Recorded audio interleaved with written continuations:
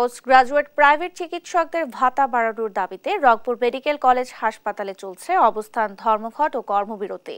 রোববার সকালে doctors movement for জাস্টিসের ব্যানারে মেডিকেল ক্যাম্পাস থেকে মিছিল বের করেন তারা। পরে হাসপাতাল প্রাঙ্গণে মানববন্ধন করেন চিকিৎসকরা।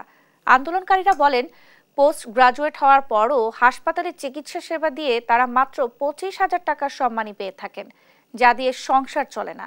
এ নিয়ে বারবার আশ্বাস দিলেও কোনো ব্যবস্থা নেয়নি কর্তৃপক্ষ। এদিকে কর্মবিরতির কারণে ব্যাহত হচ্ছে হাসপাতালে রোগীদের সেবা কার্যক্রম।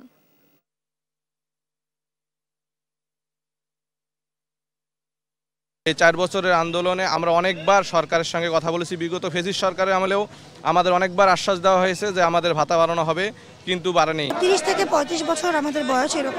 এরকম একটা মানুষ তো আসলে ফ্যামিলির কাছে হাত পাততে পারে না। আমরা পাশ করতে করতে আমাদের 26-27 বছর হয়ে যায়।